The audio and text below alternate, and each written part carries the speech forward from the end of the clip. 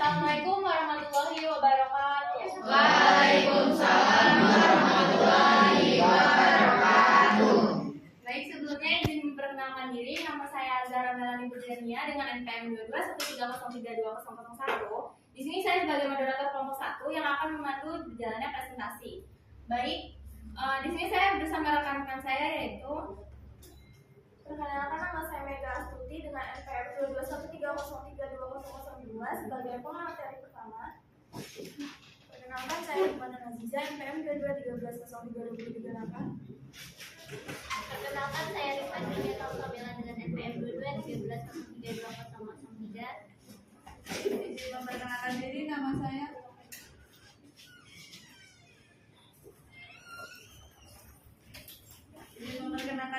saya Rahma Isnawati dengan NPM 2213032020 sebagai presentasi keempat.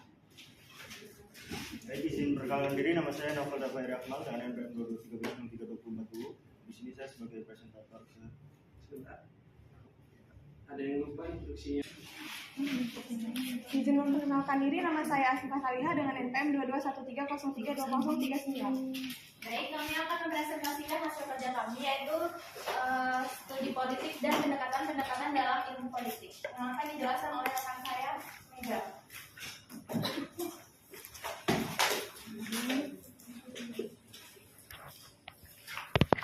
Hakikat politik sebagai ilmu pengetahuan. Politik adalah art of government atau seni pemerintahan yang berasal dari bahasa Yunani. Ada rakyat sebagai pemegang kekuasaan tertinggi yang memberikan mandat kepada pemerintah untuk melaksanakan kebijakannya. Jadi, dengan kata lain, studi politik mengkaji tentang persoalan kekuasaan yang rakyat itu memberikan wewenangnya kepada pemerintah untuk melaksanakan kebijakannya sesuai dengan konsekuensinya. Ada pokok pikiran yang ditulis oleh Aristoteles dalam buku The Father of Politics Thinking yang menulis buku tentang etnik dan politik, sedangkan Plato yang menulis tentang republik dan law. Dari kedua filosofi tersebut mengkaji tentang pendekatan kesejahteraan rakyat, yaitu ke bagaimana negara dan rakyat yang seharusnya bertindak bagi kebaikan dunia. Selanjutnya akan dibacakan oleh rekan saya Hikmah. Mengenal studi politik. Ilmu politik merupakan sebuah kegiatan di dalam sistem politik atau negara yang menyangkut proses untuk melaksanakan tujuan sistem tersebut. Politik telah lama diakui sebagai sebuah disiplin ilmu pengetahuan sosial yang berdiri sendiri karena politik dinilai telah memenuhi kriteria sebagai disiplin ilmu dan perlu digarisbawahi bahwa salah satu syaratnya yaitu adanya objek karena bersifat umum dan merupakan topik yang dibahas secara global tentang pokok persoalan atau subjek matter. Sedangkan objek formal lebih bersifat khusus dan spesifik karena merupakan pusat perhatian atau focus of interest suatu disiplin ilmu pengetahuan. Fokus objek kajian ilmu politik menurut ahli yang pertama menurut Roger of Southall, yaitu ilmu politik kekuasaan dan pembagian pendudukan. Yang ketiga menurut Josque Michel, yaitu ilmu politik mempelajari pengambilan keputusan kolektif. Yang keempat menurut Hungerwell, yaitu ilmu politik menelaah tentang kebijakan pemerintah, proses dibentuknya ataupun akibat-akibatnya. Yang kelima menurut Roosevelt, yaitu ilmu politik mempelajari masalah siapa mendapat apa, kapan dan bagaimana. Baik, selanjutnya akan dibacakan oleh rekan saya Rifka. Objek kajian studi politik. Objek adalah sesuatu yang menjadi pokok pembicaraan. Objek merupakan apa yang akan diamati, diteliti, dipelajari, dan dibahas. Di sini ada 4 objek kajian studi politik, yaitu yang pertama negara, kedua kekuasaan, ketiga kompromi, dan konsus, dan yang keempat yaitu pembagian dan alokasi. Menurut Roger F. Sultan dalam bukunya Introduction to Politics mengatakan bahwa ilmu politik mempelajari negara, tujuan-tujuan negara, dan lembaga-lembaga yang akan melaksanakan tujuan-tujuan itu, hubungan antara warga negara serta hubungan negaranya. Kekuasaan di sini merupakan fokus perhatian dari studi politik. Seorang sarjana ilmu politik tertuju pada perjuangan untuk mencapai kekuasaan, mempertahankan kekuasaan, melaksanakan kekuasaan, atau pengaruh atas orang lain, atau menentang pelaksanaan kekuasaan itu sendiri. Kompromi dan konsensus politik dianggap sebagai suatu cara untuk menyelesaikan sebuah konflik atau resolusi konflik melalui kompromi dan negosiasi dibanding melalui kekuatan atau aplikasi kekuasaan secara nyata menurut Bernard Crick dalam In Defense of Politics tahun 1993. Pembagian dan alokasi. Pembagian atau distribution dan alokasi dimaksud di sini adalah sebagai pembagian dan penjatahan nilai-nilai value dalam masyarakat. Selanjutnya akan disampaikan oleh rekan saya, Ahmad. Materi berikutnya yaitu pendekatan tradisional. Jika kita mendengar kata tradisional, mungkin yang ada di pikiran yaitu cara berpikir dan bertindak yang masih memegang teguh pada norma dan adat kebiasaan terdahulu. Sama halnya dengan pendekatan tradisional ini. Pendekatan ini lebih banyak menggunakan ulasan sejarah pada masa lampau dan bersifat normatif dengan mengasumsikan norma demokratik dari Barat. Pendekatan ini meliputi beberapa metode analisa politik yang mulai populer di kalangan ahli di Amerika Serikat pada sekitar abad ke-19. Peneliti pendekatan ini juga tidak meneliti apakah lembaga kenegaraan memang terbentuk dan berfungsi seperti yang diuraikan dalam naskah-naskah resmi kenegaraan. Bahasannya pun mengenai sifat dari undang-undang dasar, masalah kedaulatan, kedudukan, dan kekuasaan formal, serta yuridis dari lembaga-lembaga kenegaraan. Lembaga-lembaga kenegaraan ini seperti parlemen, badan eksekutif, badan yudikatif. Dengan demikian, pendekatan ini mencakup unsur legal maupun internasional. Seiring dengan berjalannya waktu, para ahli politik yang tidak puas atau tidak setuju dengan pendekatan ini melakukan pendobrakan terhadap pendekatan dan akhirnya timbul pendekatan baru. Selanjutnya akan disampaikan oleh rekan saya, Nopal. Baik, di sini saya akan menjelaskan mengenai hakikat perilaku. Manusia dalam pandangan para behavioris merupakan seorang makhluk yang pasif dan mekanistis. Jadi sebagai sesuatu yang dapat dibentuk dan diprogram sesuai dengan keinginan lingkungan yang membentuknya. Kemudian manusia sebagai pribadi terbagi menjadi dua. Yang pertama pribadi yang sehat, dan yang kedua adalah pribadi yang bermasalah. Di sini pribadi yang sehat dicirikan dengan ia dapat merespon stimulus yang ada secara cepat. Dan yang kedua tidak kurang dan tidak berlebihan dalam bertingkah laku. Yang ketiga mempunyai derajat kepuasan yang tinggi. Yang keempat dapat mengambil keputusan yang tepat. Dan yang kelima yang mempunyai self control yang baik dan memadai. Kemudian ciri-ciri dari pribadi yang bermasalah. Yang pertama, tingkah laku yang tidak sesuai dengan tuntutan lingkungan di mana tempat dia berada. Kemudian yang kedua, tingkah laku yang salah dari lingkungan yang salah yang menurut standar nilai. Sekian penjelasan. Baik, selanjutnya akan dijelaskan oleh rekan saya, Asiham.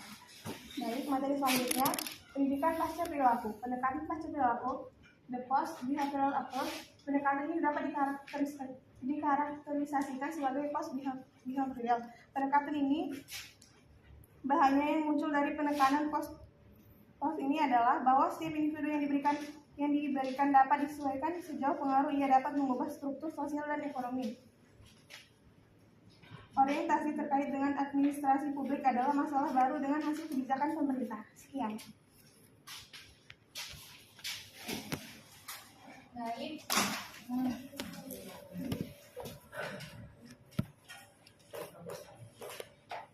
Baik, sampai di sini apakah dari teman-teman ada yang ingin bertanya? Kami silakan.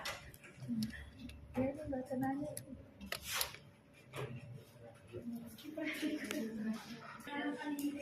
terima dengan NPM 221303204. Saya ingin bertanya mengenai kaitan ilmu politik. Apakah akan selalu dikaitkan dengan negara dan pemerintah? Mengenai kaitan ilmu politik, apakah akan selalu dikaitkan dengan negara dan pemerintahan?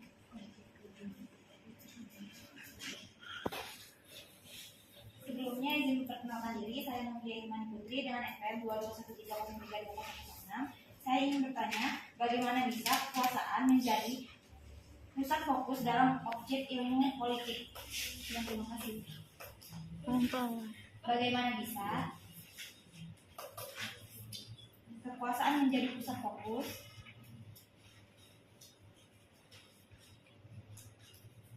dalam objek ilmu politik?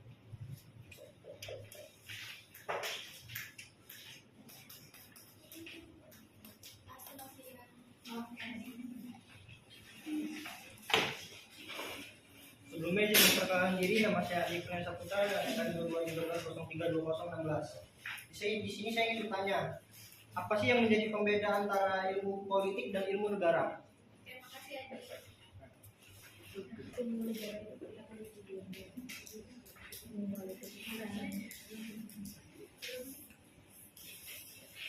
Baik, berikan waktu kami 3 menit untuk berdiskusi.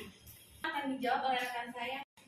Baik, di sini saya akan menjawab dari pertanyaan Ivan mengenai kaitan ilmu politik. Apakah akan selalu dikaitkan dengan negara dan pemerintahan? Jawabannya, ilmu politik tidak selalu berkaitan dengan negara dan pemerintahan. Ilmu politik dapat juga diterapkan untuk menganalisis hal-hal di luar sistem negara dan pemerintahan. Contohnya seperti melihat pola kehidupan dalam masyarakat, lingkungan sosial maupun organisasi masa pada umum. Terima kasih. Selanjutnya pertanyaan dari Novia akan dijawab oleh rekan saya. Baik, di sini saya akan menjawab pertanyaan dari Novia. Bagaimana bisa kekuasaan menjadi pusat fokus dalam objek ilmu politik?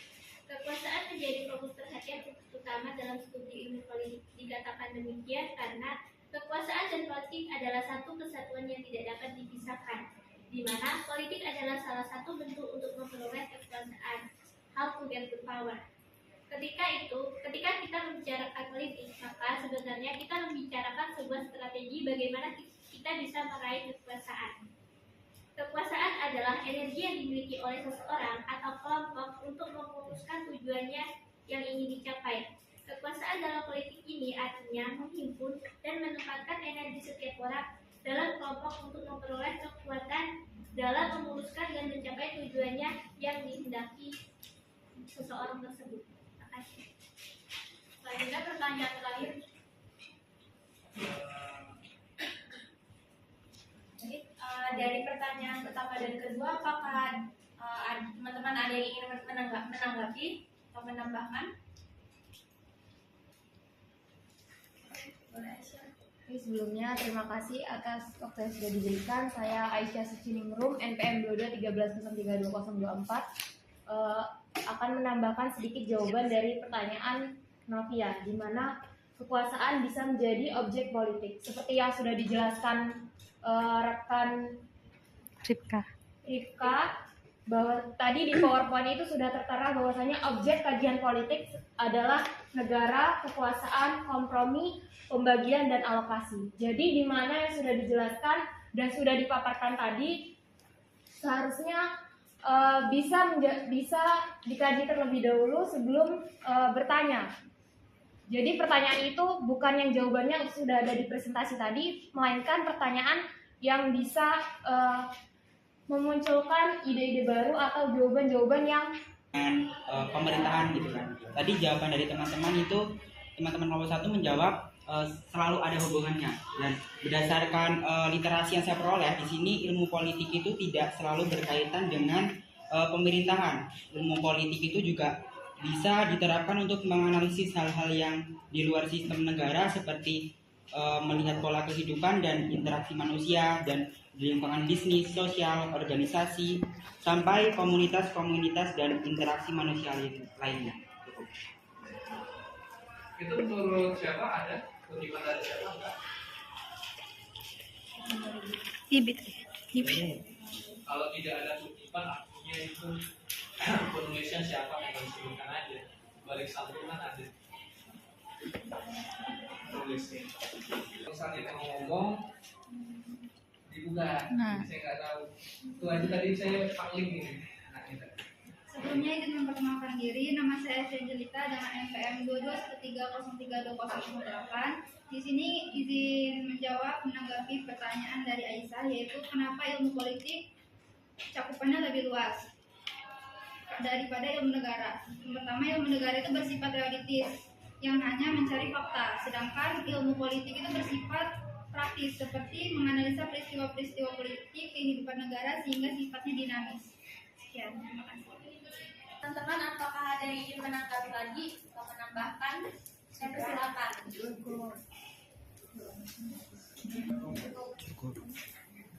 Silakan disimpulkan dulu.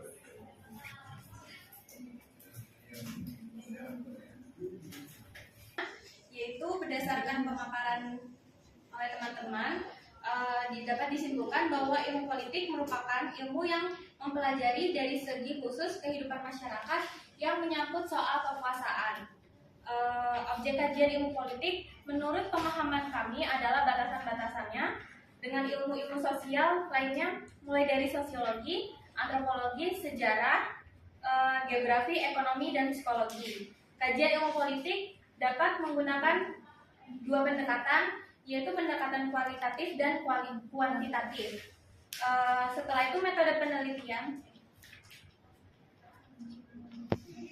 Manfaat ilmu politik menjadikan kita supaya kritis terhadap suatu permasalahan.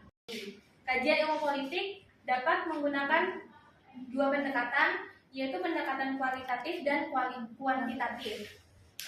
Setelah itu metode penelitian. Manfaat ilmu politik menjadikan kita supaya kritis terhadap suatu permasalahan.